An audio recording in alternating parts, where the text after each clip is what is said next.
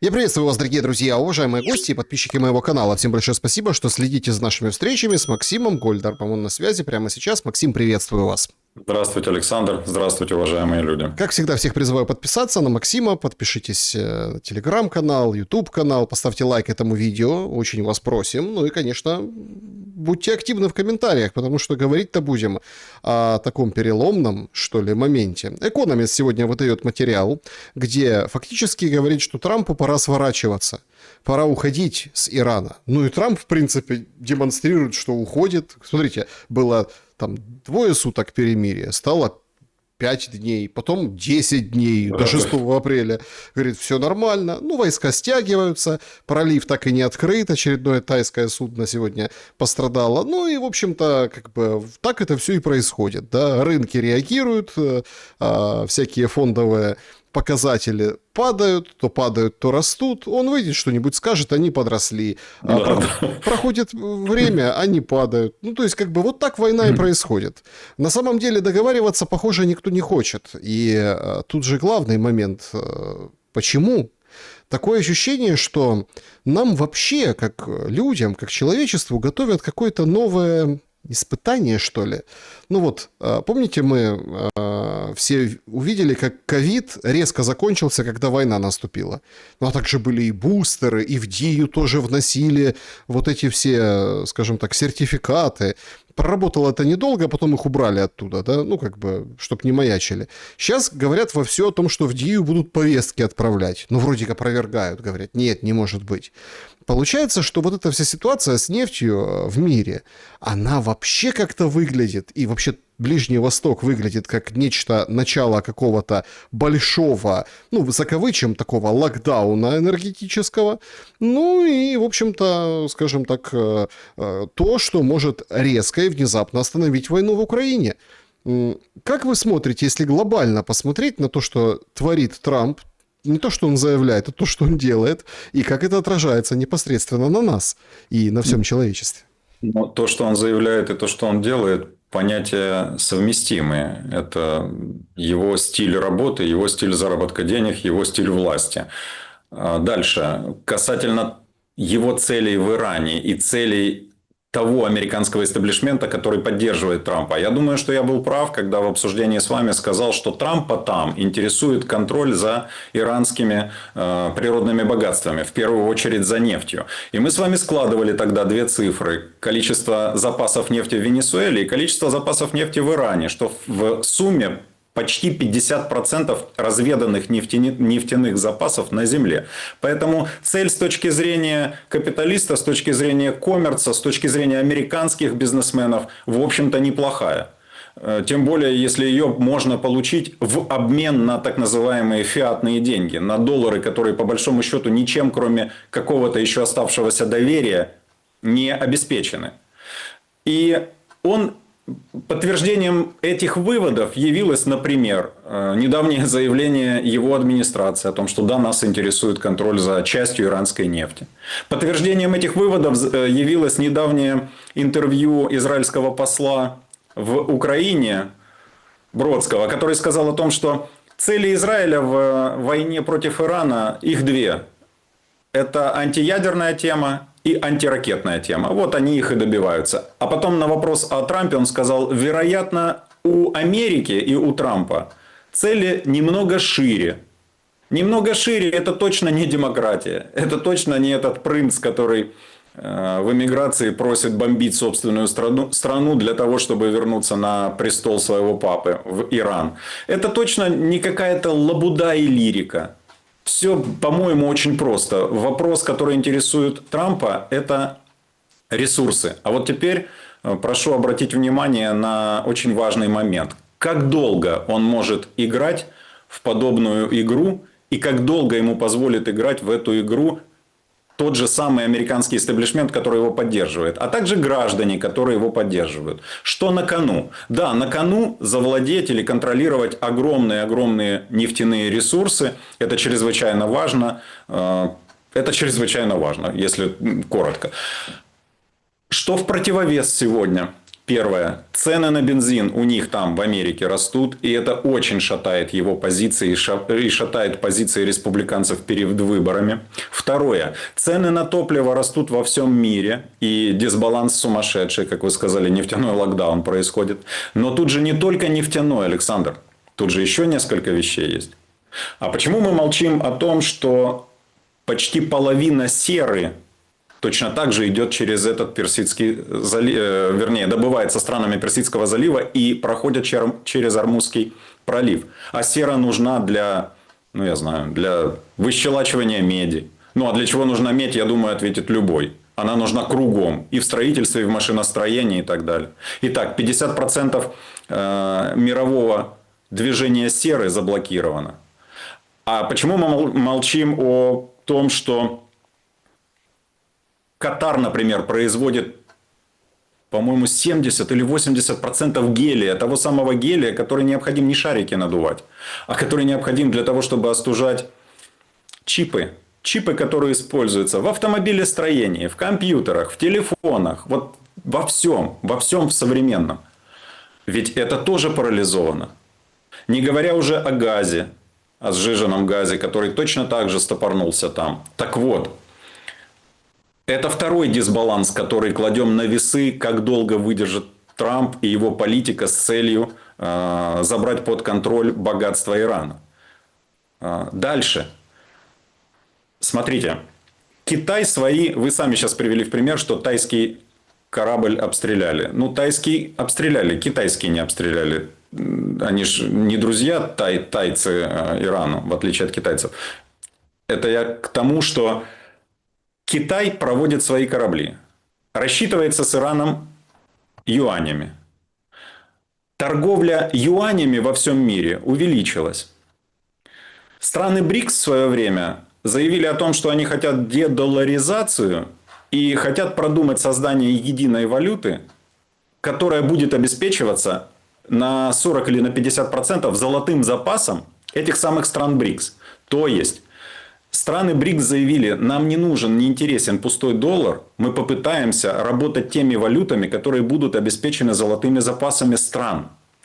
И обратите внимание, недавно Путин издает указ о том, что физические лица больше не вывозят золото из России. Я не буду сейчас детали указа приводить. Я говорю о том, что золото остается в России. Да, они часть золотого запаса за последние 2 месяца распродали. Как сами россияне заявляют, это не страшно для них, потому что они не золотопокупающая страна, а золотодобывающая страна и золотом торгующая страна. Поэтому они свой запас пополнят. Это я к тому говорю, что страны типа России, типа Китая,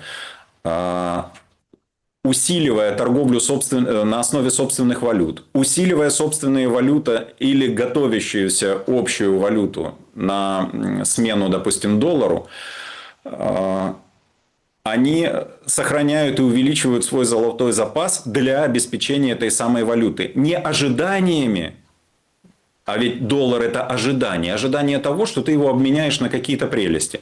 А реалиями, гарантиями, например, золотом, реальным валовым продуктом. Ведь ни для кого из экономистов не секрет, что валовый продукт Америки и валовый продукт Китая очень сильно различаются. Там надутый шарик с спекулятивными ожиданиями. Вот что такое в основном американский валовый продукт сегодня. А Китай – это реальное производство и реальная продукция. Реальные продукты с добавленной стоимостью. А теперь подвожу и заканчиваю эту мысль. Таким образом, против Трампа играет в данном случае время, то самое время, которое выбивает доллар из расчетов между, допустим, Азией и Россией, Азией и Азией, Югом и Азией и так далее. Заменяет этот доллар на тот же юань или иную валюту, которая будет обеспечиваться золотом и какими-то реальными гарантиями, в отличие от доллара. И это американцы точно так же понимают. Подвожу черту. У Трампа не так много времени для того, чтобы перекосы, которые я сейчас навскидку привел в нашей программе, не стали, неудержимыми. То есть, чтобы не стали, невозможно было их обратить вспять. не так много времени. Именно поэтому переговоры он инициирует. Именно поэтому он готов на то, чтобы переговоры с Ираном в Пакистане проводил не кто-нибудь, а вице-президент США. А это солидный уровень. А почему вице-президент США? Ну, потому что, наверное, что Иран воспринимает Кушнера, ну, вряд ли позитивно. Кушнер еврей по национальности, один из представителей, ярких представителей израильского лобби в Америке, один из тех, возможно, которого связывают в целом с этой войной, с ее началом и вступлением туда американцев. И вот Трамп соглашается на то, что Венс должен провести переговоры, и Иран, насколько я знаю, на это смотрит позитивно. Что касается вашего примера о том, что сначала 3 дня не стреляем, потом 5 дней не стреляем, сейчас уже 10 дней не стреляем, это в том числе подтверждает мои выводы о том, что Трамп не может себе позволить воевать слишком долго. Особенно перед выборами.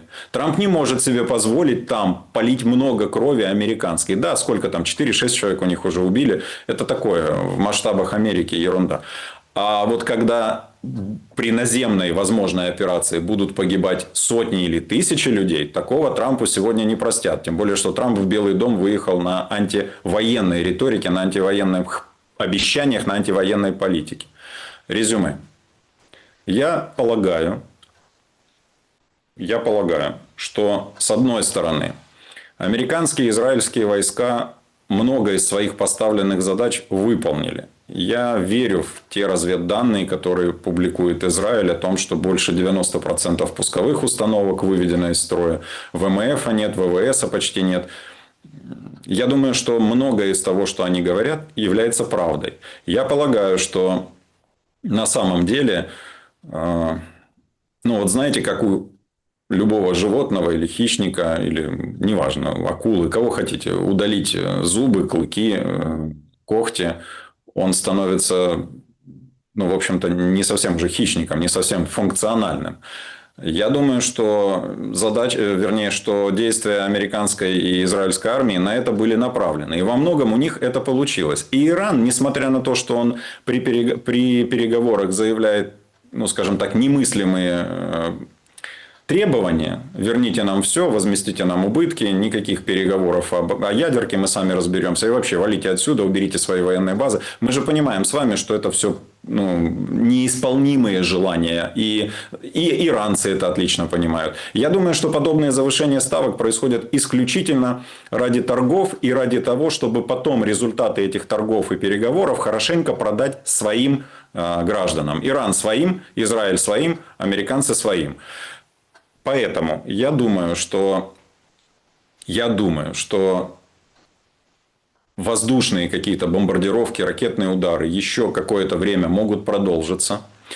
Но на самом деле ситуация идет к переговорам, и педалирует эту ситуацию именно Трамп.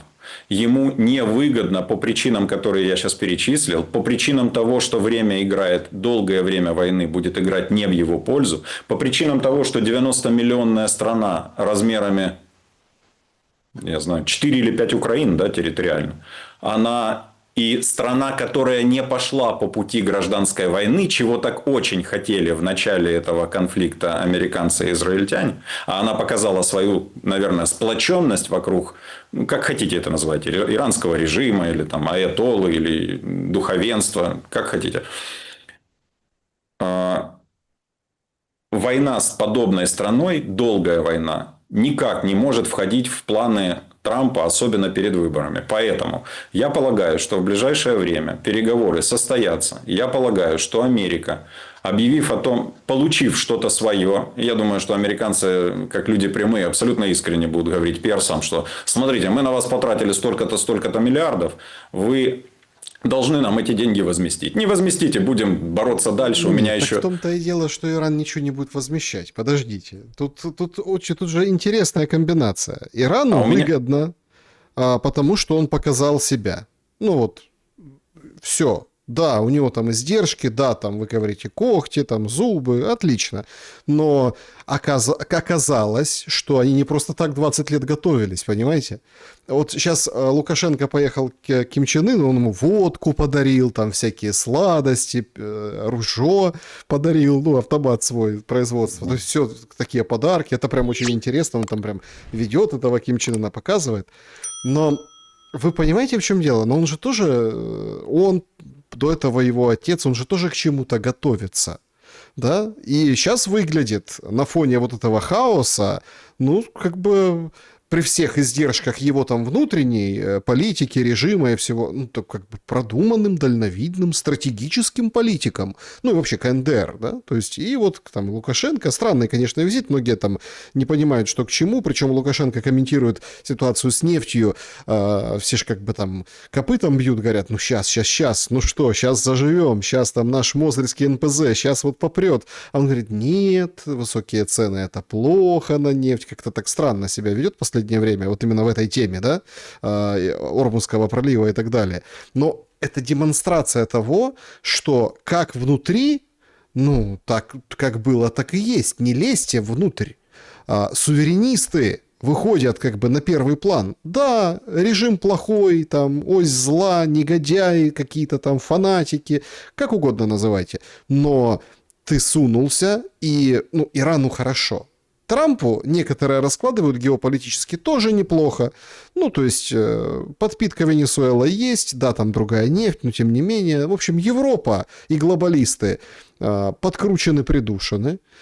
И, собственно, да, он барыши снимает, фонды, я уже это упоминал. Однако здесь есть очень интересный нюанс. НАТО, да? Обиделся прям Трамп на НАТО. Говорит, что это вы? Что это такое? Вот если бы с вами что-то произошло, мы пришли, помогли, а вы нам не помогли. То есть тут начинаются уже такие процессы на будущее, причем ну да, очень Трамп интересно. сказал, что как это, что значит это не наша война. А Украина это была не наша война, но мы же туда влезли по вашей просьбе, хотя напрасно это сделали. Да, он недавно это сказал. И все-таки, Александр, я считаю, что Трамп... Я понимаю, о чем вы говорите. 2 года назад здесь, в Европе, вышла моя статья, я ее назвал сейчас. Государственники ВС, ну, против транснациональных спекулянтов. И она как раз делила, может, это термины мои, другие по-другому называют, глобалисты, еще как-то. Она как раз делила сегодняшний мир и его политикум, или его руководство, его эстаблишмент на 2 части. Те, кто, вы их сейчас назвали суверяне, да, или как за суверенитет собственных наций, собственных стран в границах государств, как привык это мир видеть, да, я их назвал государственниками. Как правильно вы отметили, неважно, хорошие, плохие, добрые, злые, ось зла, ось добра, но между тем, это те, которые как псы цепные стараются охранять границы своих стран, своих государств, своих наций. А транснациональными спекулянтами я как раз назвал тех, кого другие называют глобалистами. То есть, тех, кто пытается корпоративные интересы, интересы супербизнеса, интересы фиатных валют, доллара поставить выше любых национальных интересов и интересов других стран, государств, захватить национальные богатства и разделить это между корпорациями. Ну, если коротко. Так вот, в данном конкретном случае, первое, на мой взгляд, Трамп при всех его ошибках, при всех его сложностях, при всех его амбициях и бросаниях из одной стороны в другую и разных заявлениях, он все-таки больше относится к первым, к государственникам, по-вашему, к тем, кто за суверенитет. Он больше, на мой взгляд, относится к тем, кого интересуют интересы Америки, а не транснационального капитала и транснациональных спекулянтов. Это моя точка зрения. Второе. Он не выйдет из этой войны просто так. И я уверен, что иранскому руководству он это обозначил. Он сказал им, что мы не пойдем с минусами. Вы можете у себя говорить все, что угодно, что вы победили, что Ормузский пролив теперь вам платит деньги и так далее и тому подобное. Но просто так, потратив миллиарды и нарисовавшись там, мы не выйдем из этой ситуации. Я уверен, что об этом будут вестись переговоры и будет говориться о том, что американские корпорации прямо или опосредованно, не суть важно, будут иметь отношение к добыче нефти на территории Ирана. Я не знаю, как будет выработан этот механизм, но в чем я точно уверен, если Трамп отойдет оттуда без прибыли, без денег, без того, что он может предъявить у себя там, в Вашингтоне, богатым друзьям и влиятельным, для него это будет намного более серьезный провал, и он этого боится, чем наоборот. Поэтому я думаю, что он своего добиваться будет. Пойдет ли Иран навстречу, иранское руководство? Если сообщение американской и израильской армии, разведок о том, что по сути военная машина Ирана во многом уничтожена, если это правда, я думаю, что Иран пойдет по этому пути хотя бы для того, чтобы передохнуть. Кроме того, уверен, что на Иран давит Китай, которому при всех делах, при том, что его корабли могут выходить, точно не нужен такой кипиш и такой движ с ценами на мировых рынках. Я уверен, что Ирану то же самое будет советовать Россия о том, что нужно идти на переговоры, нужно договариваться. Мне кажется, что и весь Ближний Восток об этом же будет ему говорить, этому самому Ирану. Поэтому мне кажется, что переговоры между американцами и Ираном увенчаются успехом. Будет ли доволен Израиль в этом случае, я не знаю. Израиль говорит, обозначили цели, которых они добиваются. Добились ли они их, с учетом того, что и американская разведка, и МАГАТЭ говорили о том, что Иран не производил уран для военных целей, а это был исключительно мирный Иран, и что это не подтверждено, и что это неправда. Я не могу сказать, как именно поведет себя Израиль. Еще я думаю, что если США выйдет из этой ситуации в ближайшее время, то на какой-то срок Израиль не сможет убедить американцев заново участвовать в тех или иных операциях в Персидском заливе.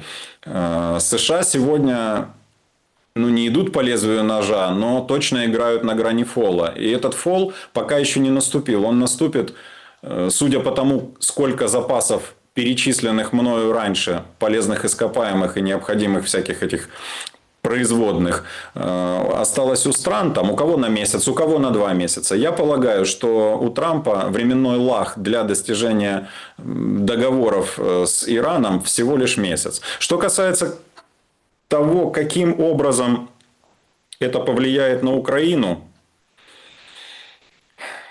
кроме того, что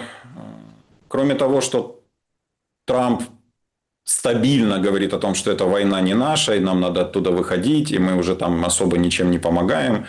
Я думаю, к этому стоит присовокупить то, что он недавно, буквально на днях, объявил о том, что американская разведка доказала сговор преступный между властью в Киеве и прошлой властью в Вашингтоне о воровстве американских денег в сотнях миллионах исчисляющихся, для того, чтобы эти деньги по каким-то там гуманитарным или военным целям из Америки были заведены в Украину, там раздеребанены и возвращены назад Байдену для использования в предвыборной гонке. Или Байдену, или демократам. Я думаю, что подобный сигнал и подобная информация была и раньше у американцев.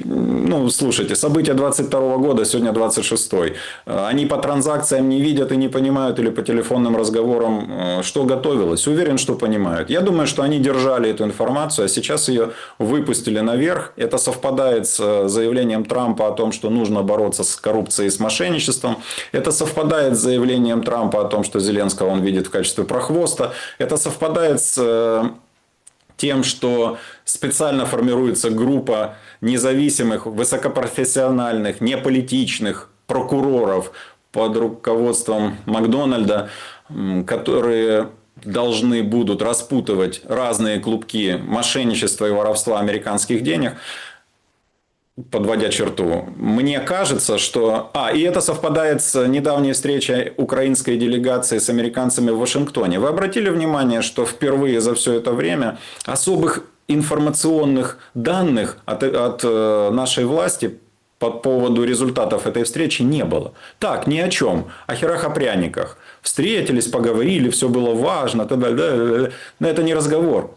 Вы видите, что как себя достаточно резко ведет Буданов. Я обратил внимание, вчера он там выступал перед семьями ну, там, погибших, плененных, ну, вот, говорит, что мы там к Пасхе готовим большой обмен, ну, вот это вот все, да, то есть гуманитарное. А к нему журналисты подходят, давай же там расспрашивать. Значит, Зеленский же четко сказал, Путин, все, не хочет прекращения войны, поэтому прекращения войны не будет. Его Трамп несколько раз смыкал, дергал, да, как бы говорит, давай, в тебе весь вопросы. Ну и Буданов уже задает вопрос, так а что там, что на переговорах?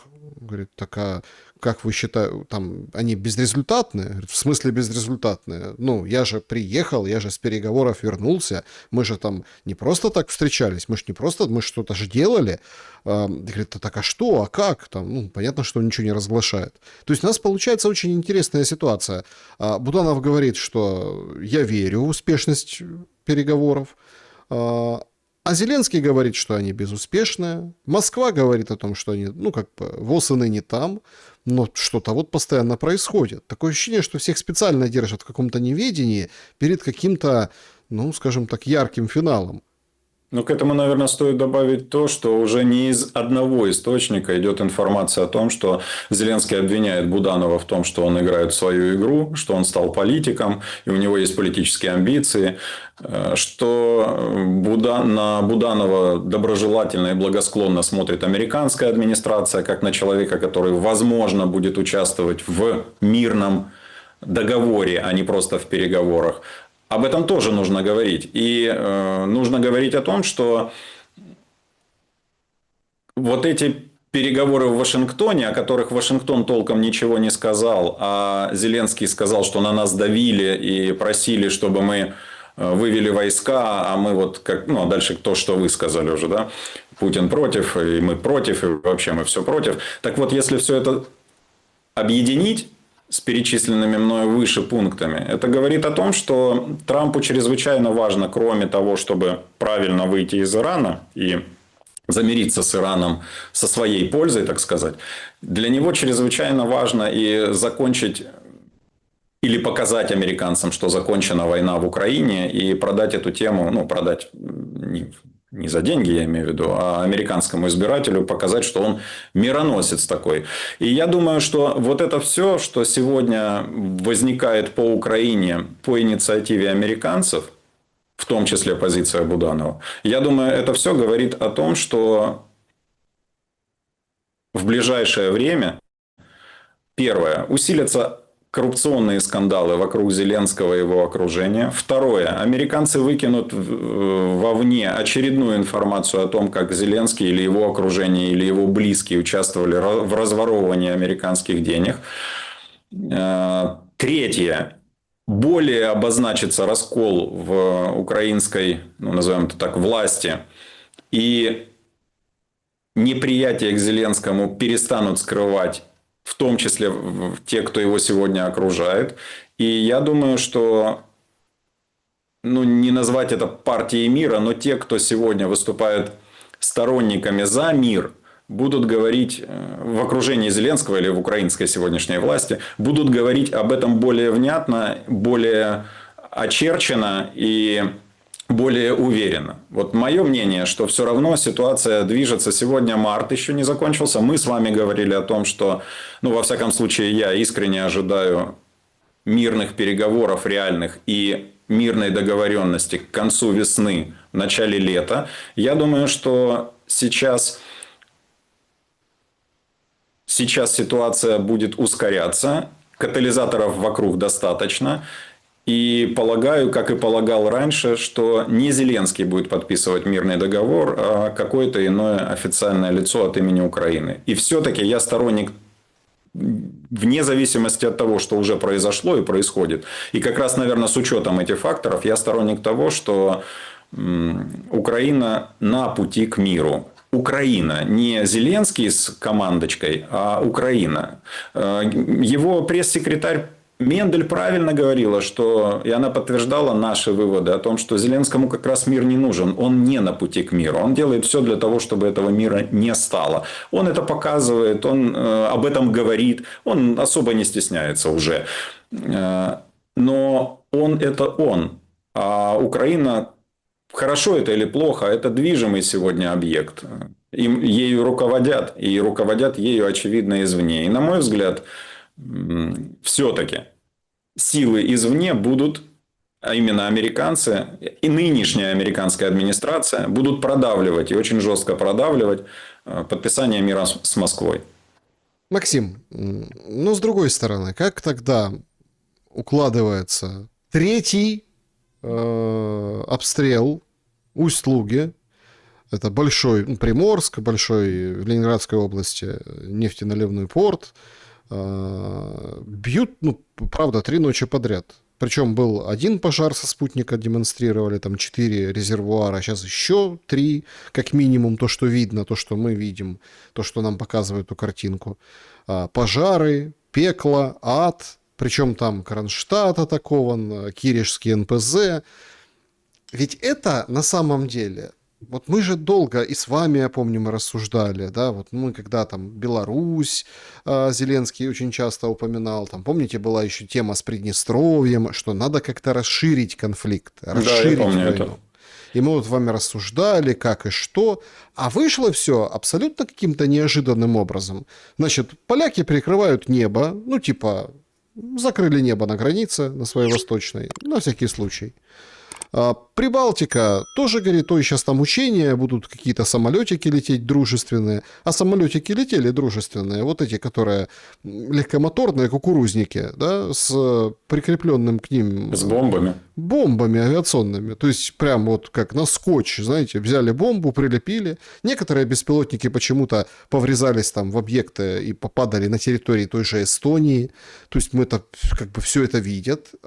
Но Кремль очень и очень, ну так, холодно это комментирует, никто не педалирует, никто как бы не кричит пожар, никто не, в общем-то, да, в темную, возможно, используют территории прибалтийских стран, стран Европейского Союза. Но, простите, это же как раз-таки доктринальные вещи. То есть все прекрасно знают, что Россия не будет бить по, ну, условному, там, условной Польше и странам Балтии.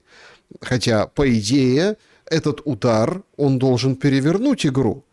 Россияне берут паузу, достаточно сдержанные комментарии, от власти, я имею в виду, там разные хватает комментаторов. Но, тем не менее, удары продолжаются, что-то там они предпринимают, как-то их пытаются оккупировать. Ледокол покосился в порту ФСБшной, ну и, в общем-то, накренился, так и стоит. Но ведь это же нечто, то, что произошло. Ну да, это не о мире, что... да? То есть, вы это хотите сказать? Конечно. И тут как бы вот чем срывать вот эти усилия по достижению мира, как не этим? Я, когда вы говорили за Эстонию, заулыбался, почему-то вспомнил, когда вы привели пример, что пустили эти беспилотники, они у них и упали. Вспомнил анекдот, когда эстонец ехал по лесу, увидел мертвую белочку, долго смотрел на нее, поднял, потом кинул в вазок и поехал дальше. Кинул в вазок и говорит, пригодится. И поехал дальше. Ехал весь лес, 2 леса, 3 леса, приехал через 2 дня домой. Остановил лошадь, достал из воска мертвую белочку, долго на нее смотрел, бросил в сторону и сказал, не пригодилась. Вот мне кажется, конечно, не туда ребята лезут, куда надо. И вообще я думаю, что если дело дойдет до страшной драки какой-то, то Прибалтика очень сильно ошибается, что большие дядьки бросятся ее защищать. Это, кстати, в привязке к ответу, вернее, к вашему вопросу по поводу того, как Трамп сегодня оценивает НАТО и ситуацию с НАТО, в НАТО, с союзниками, нужно ли, не нужно и так далее. Поэтому это немножко может быть отход в сторону, но, по-моему, прибалты допускают большую ошибку, играя с таким образом. Потому что потом будет как по Евдокимову, помните, вырвал березу и начал лупить всех, когда мне разбирают, где свои, где чужие. Вот такой... Это раз. 2. Я не думаю, что то, что я предполагаю, и то, что вам, то, о чем с вами делюсь и говорю, в чем-то противоречит само себе. В мире, и тем более вокруг Украины, или, наверное, в первую очередь вокруг нашей страны, да, есть две направляющие силы. Те, которые хотят, чтобы война продолжалась, и тем, кому это выгодно, и те, кто с этого снимают пенку. И те, которые хотят, чтобы этого не было. Кто дает команду на обстрелы? Понятное дело, армия. Армией руководит командующий. Командующий подчиняется верховному главнокомандующему. В Украине сегодня верховным главнокомандующим называется Зеленский. В силу того, что он еще называется президентом. Уже 2 года после того, как президентский срок его закончился. Но между тем, сегодня это так. Мы с вами, и не только мы, я думаю, любой нормальный украинец понимает, что сегодня этот президент относится к тем, кому явно не нужно, чтобы война закончилась. И он делает все для того, чтобы она не просто закончилась, а усугубилась. Причем он уверен в собственной безопасности, раз так поступает. Уверен в том, возможно, он уверен в том, либо ему наплевать, что русские могут в ответ применить иные типы вооружения, которые повлекут за собой намного большие разрушения и намного большее количество жертв. И объяснят это тем, что мы дальше уже не можем играться в эту игру, мы должны это заканчивать. Опять же, я это объяснял я свою точку зрения объяснял в течение предыдущих, наверное, 5 эфиров с вами, поэтому не буду к этому возвращаться. Просто повторюсь, что не верю в то, что Россия готова играть в эту игру в долгую, именно в конфликт с Украиной. На мой взгляд, не готова и не может и не будет этого делать. Поэтому то, что происходит сегодня с ее портами в Балтийском море, это первая война. Значит, они должны были делать так, чтобы такого не произошло военными методами. Защищать или нападать – это уже вопросы военных. Второе – это, несомненно, направлено на то, чтобы минимизировать мирные договоренности и максимизировать продолжение войны. Это очевидно. Но делает это представитель партии войны, ярый ее представитель, господин Зеленский. Он дает подобные указания. И идет сегодня война, поэтому он и дает подобные указания, не говоря уже о том, что он очень хочет, чтобы ни о каком мире речи сегодня не было. Тут же давайте разложим, подождите. То есть, дроны, судя по всему, летят с территории НАТО. Да? То есть, тут вообще, конечно, такой... Я читал этот анализ, но я не знаю, так это или нет. Смотрите, я читал это. Давайте так. Подождите, а украинский дрон, который атакует судно страны НАТО, Турции, в 15 милях от Босфора, то есть, тоже, да, 140 тонн, все турки, в общем... То есть, Украина атакует страну НАТО, фактически, потому что это атака на корабль под турецким флагом, потому что там российская нефть. Да, я знаю это. Украина бьет по, скажем так, опять-таки, Украина, да, а Украина ли это? Вот с территории Эстонии, например, да, если предположим, что это все, конечно, очень красиво, там вычерчивают, как он там летел, по одному пути, по другому пути, просто, наверное, через территорию России ПВО бы вряд ли пропустило, да, тут понятное дело. А тут мы видим, собственно, как неожиданность, фактор неожиданности. Но он очень серьезно аукнется. Давайте разложим тогда, гипотетически, как можно защититься. Надо зайти в Эстонию, да, и взять под контроль эту территорию, чтобы не летели дроны в Петербург. Это один вариант. А второй вариант сегодня показывает Трамп и Израиль в Иране. Вот, то есть, или начать удары. То есть, никуда не ходить, но бить. Если есть возможности. Бить больно, бить по объектам, бить по инфраструктуре, а потом такие власти сядут, разведут руками и будут вот это вот опять искать Зеленского. Зеленский, помоги нам с ПВО. Они чуть не в Саудовской Аравии подписали сотрудничество. И тоже так интересно, слушайте, а кто подписывал? Вот, я хотел у вас это спросить, потому что я готовился к эфиру, я не нашел того, что его принял наследный принц, и я не знаю, кто подписал бумагу. Может, вы скажете? Смотрите, не Зеленский. Гнатов подписывал, как начальник Генштаба. То есть, исключительно это вот сотрудничество по дронам, по всем остальным. Угу. Тут как-то так очень интересно все выглядит. Очень интересный визит. И все опять потянутся к Зеленскому, мол, давай защити нас, Зеленский. А он себя защитить не может, потому что все уже видят эту статистику, горе-статистику поражений ПВО. Стоило россиянам просто изменить тактику обстрелов. Раньше как стреляли? Полетели дроны, ПВО как бы что-то обозначилось, полетели там баллистика по этим местам, что там, где решетки загорелись на радарах, а потом дальше крылатые ракеты. И так вот они методично, все там 3 года до конца 25-го и в начале 26-го, вот так вот они били, специалисты рассказывают. А сейчас они изменили свою тактику. И прям дронами лупят, и как бы тут такая прям растерянность. Состава не хватает мобилизационного вот этого ПВОшников, которые там смену отстояли, пересменка. Короче, ужас. То есть всех сразу, а что так можно было? Да, вот поменяли тактику ударов, поэтому Садовой кричит, что такое, я столько денег выдаю на ПВО. Потом ему тук-тук-тук, и он говорит, ой, извините, я был на эмоциях, стоял на фоне разрушенного здания. Гипотетически, Россия заходит или начинает бить по Эстонии, по странам НАТО, по Шешеву, там они давно говорят, по Шешеву надо ударить. Ну хорошо. А НАТО без Америки будет обороняться, будет наносить удары по России? А что это будет за война, если НАТО будет это делать без Америки? Ну, Трамп ведь недавно не зря сказал, что мы вообще сомневаемся в этом механизме, и мы попросили их поучаствовать, они отказались, а мы, когда они нас просили, мы участвовали, так нафига нам это все надо? И НАТО уже, вернее, европейские, как минимум, его члены говорят о том, что, а может быть, мы не в то играем, нам надо создавать собственный какой-то альянс, более местечковый, местцевый, для реакции на европейские проблемы, не ожидая того, что захочет американский руководитель.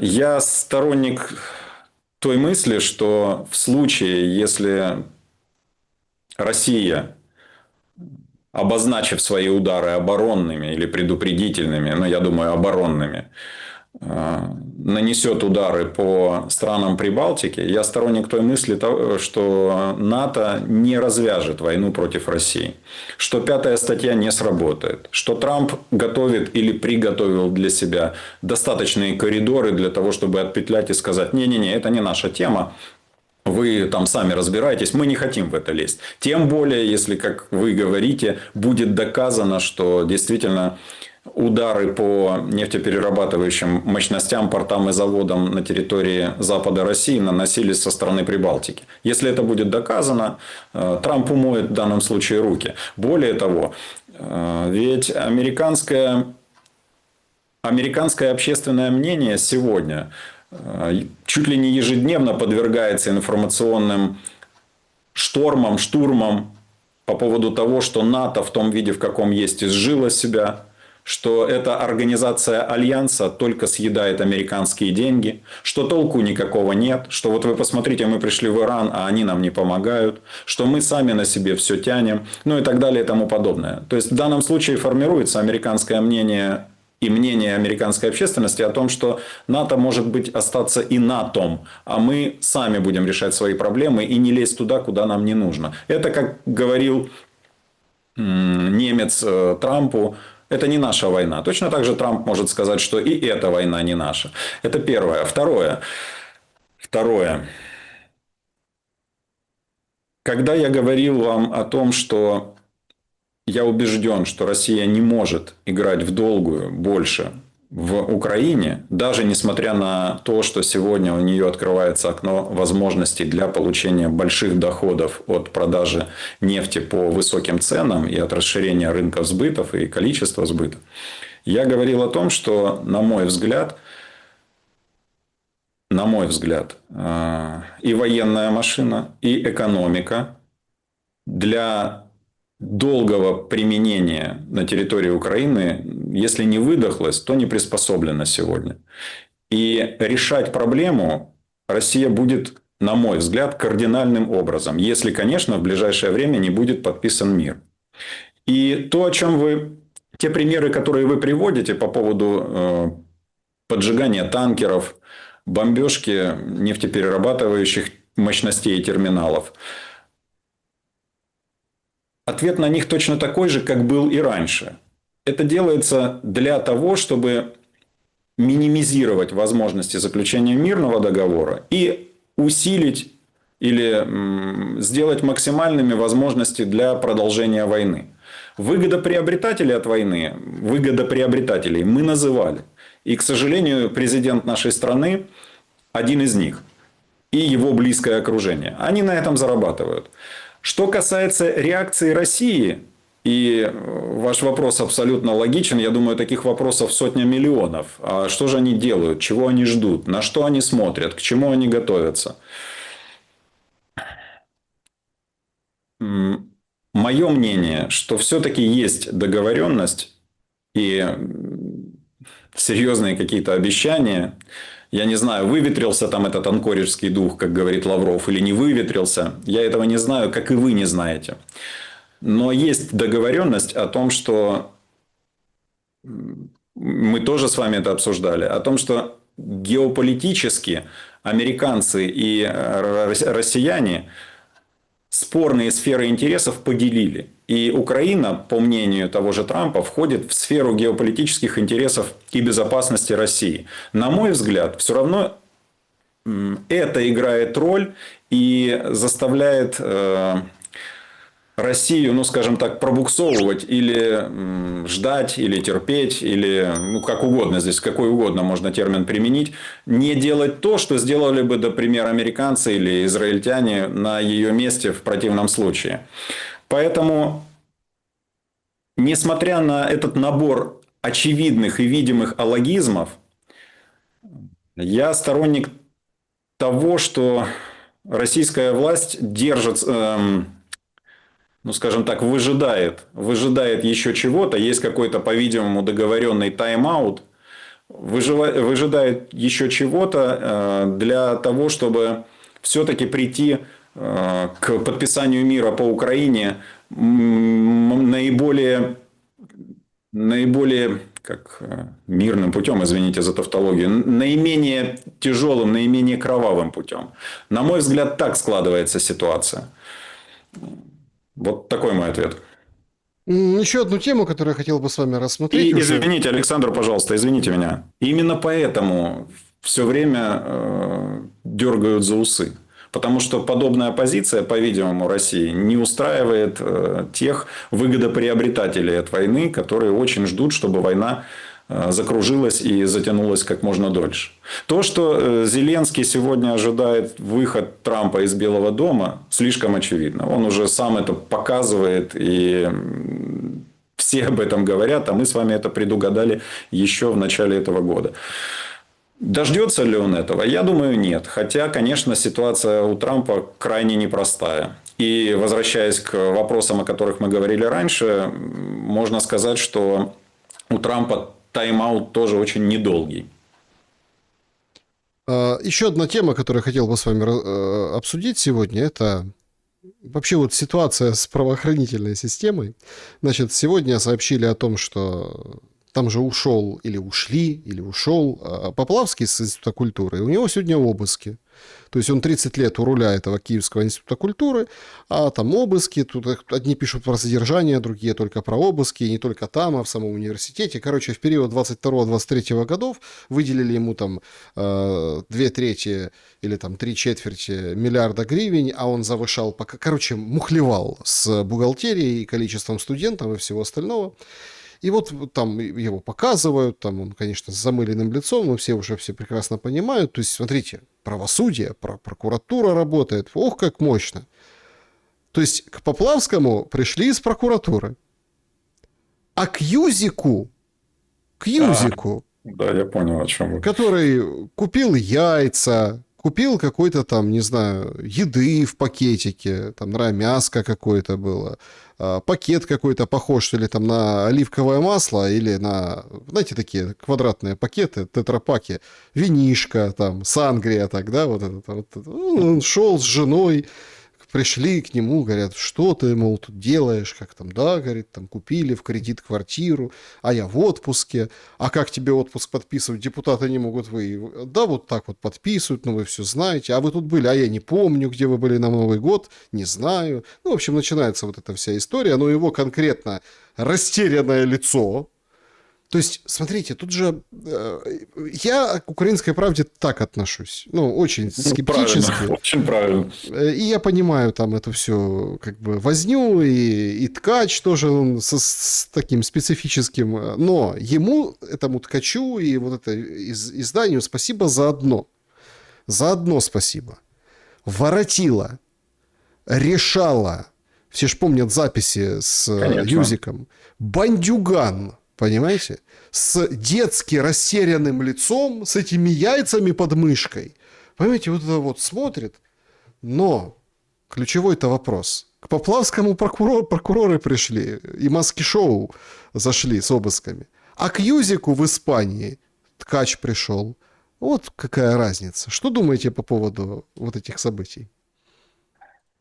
Ну, если с точки зрения чисто правосудийных, работы механизма правосудия, и если следствие обладает доказательствами о том, что почти миллиард был выделен, и этот миллиард был раздеребанен, и раздеребанен по схеме завышения расходов, да, а дальше потом эти деньги уходят на помойки различные, дальше обналичиваются или переводятся в крипту, ну и так далее. Кстати, обычная стандартная схема для Украины последних лет. Раньше как-то умнее все делали, сейчас особо не задумываются. 1-2 хода и все, побежали дальше. Дальше этим же заниматься. Так вот, если это так, ну, какая разница, какие заслуги у этого господина Поплавского, как он поет, как он пляшет и как пляшут его выученики. Украдены были деньги, государственные деньги, судя по всему, огромные суммы. И жалеть за это никого не нужно. Особенно, когда эти деньги воруются в годы войны. Потому что каждая копейка дорога. Жалеть за это не нужно. Это вредители, это по большому счету мародеры, это враги страны. Любые, кто участвует в коррупционных схемах, особенно в период военных действий. Когда страна погибает, недоедает и выпрашивает копеечки для... Ну, или не копеечки, неважно. Выпрашивает кредиты для своего проживания, для обеспечения социальных выплат и так далее. Для содержания войска и так далее. Если это так, то жалеть не нужно. Воры должны отвечать. А в данном конкретном случае, или вернее в военное время, намного лучше, если бы ответственность их была по законам военного времени, как можно более жестокой. Но тут я понимаю акцент в вашем вопросе. А как же другие? А почему юзикам, которые разводят рамсы, и вы назвали его бандитом? Я думаю, что никакой он не бандит. Так вот, чушка какая-то, которая просто взлетела на... Ну, а что вы? Ну, какой он там? Что он, мурчит, что ли?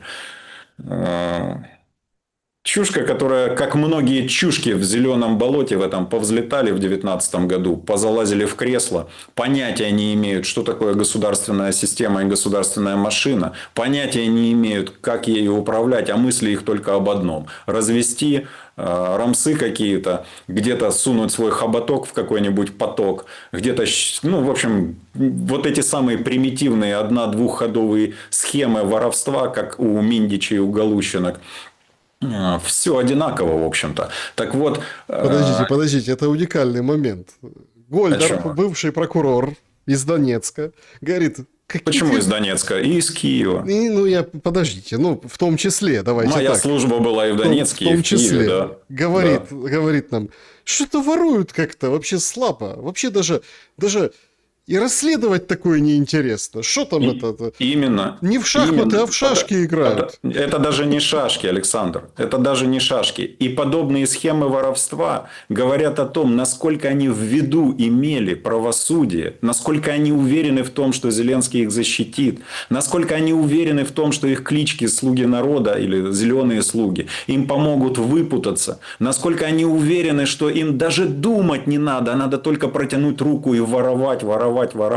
Вот о чем это говорит. Да, конечно, я расследовал разные преступления. И поверьте, ну, скажем так, следователю всегда приятно, когда те, кто выстраивает умную схему, многоходовую, 15-20-ходовую, которые используют лора и ностросчета, я думаю, что многие уже понятия не имеют, что это такое, которые вводят деньги по счетам специально для того, чтобы показать оборотность, а потом через время из этой оборотности извлечь выгоду и, допустим, украсть из бюджета налог на добавленную стоимость. Так вот, следователю всегда приятно, когда тот, кто организовал эту схему, не для протокола говорит: блин, а ты молодец.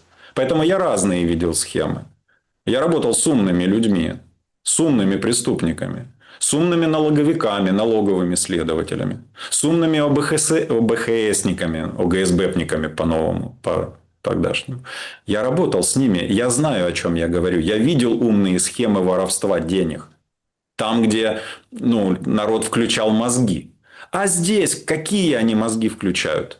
Зеленский едет, говорит, нам надо срочно денег на ремонт ТЭС, которые разрушены. Ему дают эти деньги.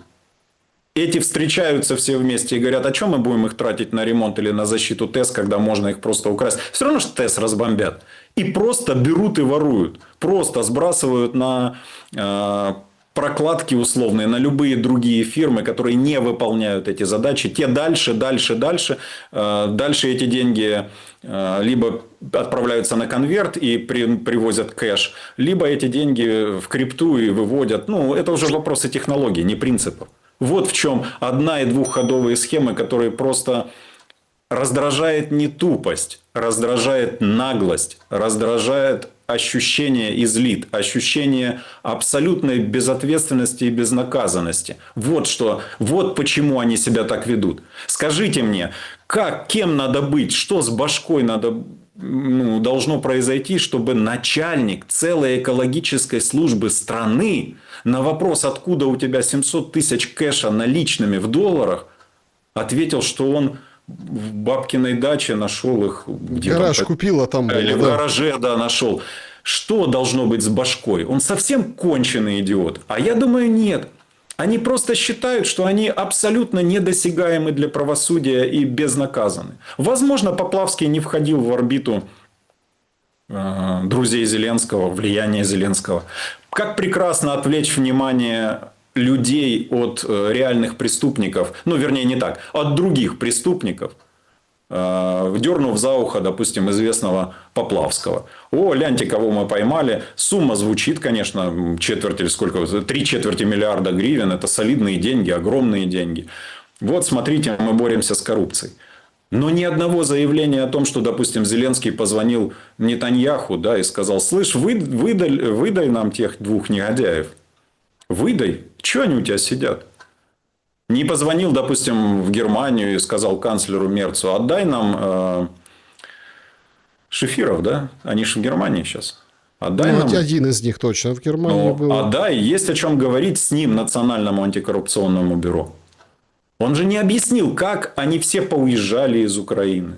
Как смылся Миндич накануне, по большому счету, задержания. Я уверен, готовящегося задержания. Этого нет. Вот почему, как вы говорите, Гольдер, профессиональный прокурор, настолько возмущен и разъярен происходящим. Большего свинства, большей безбашенности, большей наглости в том, как они сегодня воруют деньги, я не видел. А поверьте мне, я расследовал разные уголовные дела. И я не буду повторяться. Я видел, как делаются схемы по воровству денег. Иногда эти схемы, это высокое искусство, поверьте, придумать это. А здесь такого нет. Один говорит, дайте денег, нам надо обороняться. А другие рядом только сидят и такие, заебись, принесли, привезли, прям в тюках, прям в американских, прям с печатями американских банков. У них даже ума не хватает, Саш, вы задумайтесь, ума не хватает пленку эту снять. Они ее не снимают, они считают это ненужным. Вот эту упаковку банковскую, где, я так полагаю, там где-то 1500 в этой упаковке, Они даже не задумываются о том, что это надо снять. Да и бог с ним. Американские банковские печати на упаковке. Да какая хер разница. Кто нас тронет, думают они. Вот что злит и раздражает. Вот что должно злить и раздражать людей. В стране сегодня осталось... Кстати говоря, вы, конечно, тронули тему профессиональную. В ней уже сейчас эмоций много. Вот смотрите, 5-й год войны. У людей на улицах спрашивают, что вас больше всего беспокоит и злит в сегодняшней ситуации. Каждый второй говорит, коррупция на Печерских холмах. Каждый второй говорит, коррупция вокруг Зеленского, коррупция вокруг верховной власти. 5-й год войны. А люди уже видят, что эта коррупция настолько сумасшедшая, настолько бескрайняя, настолько безгранична, настолько безнаказана, что они уже не боятся об этом говорить корреспондентам. Они не боятся отвечать на эти вопросы. Страна сегодня имеет в лучшем случае 20 миллионов населения. В лучшем случае, это если верить в то, как считает Институт демографии Национальной академии наук. Страна сегодня имеет отсутствие экономики. Страна сегодня имеет миллион коллег, раненых, больных и потенциально еще несколько миллионов, которые такими станут или вернутся с различными поствоенными синдромами. И на этом всем фоне, да, меня как прокурора это ужасно злит и возмущает. Эти твари не боятся черпать из крови пачками деньги и чувствовать себя замечательно, и яйца покупать, как вы говорите, и дуру включать. А где вы были? А я не помню. А это вы, а не я. А вы говорите бандит. Какой там бандит? О чем вы? Преступники? Да. Но какой им до бандитов еще... Да, это другая порода совершенно. У любого прокурора или у мента спросить. Мне вчера с другом разговаривал, с одним из самых близких. Вот он рассказывает ситуацию. Он с собакой гуляет во дворе. Это немножко отклонение от коррупционной темы, но между тем он с собакой гуляет во дворе. И беспилотник летит. Он эту собаку в охапку, быстрее текать в подъезд. А из подъезда в этот момент выходит девушка, которая в вечернее время принарядилась, накрасилась, куда-то там собралась на какую-то встречу, возможно, еще что-то. И вот он ее вместе с собакой в этот подъезд запихивает, говорит, сидим здесь, там пока опасно. Потом беспилотник улетел, он приоткрывает дверь, говорит ей, можете выходить. И у нее... Вот задумайтесь. У нее начинается истерика. Она собиралась идти навстречу с каким-то человеком, и она плачет, ее колотит, когда это все закончится и так далее. Это происходит в каждом украинском подъезде, на каждой украинской улице. И при этом эти твари пиздят, пиздят и пиздят. Вы знаете, мне надоело выбирать слова. Если Богу будет угодно, и мои умения расследователя и прокурора будут востребованы нашей страной, а я верю в это, я сделаю максимум для того, чтобы те, кто сегодня вот так вот себя ведут, очень сильно пострадали и очень сильно претерпели. То, что происходит, это просто уму непостижимо. Вот так.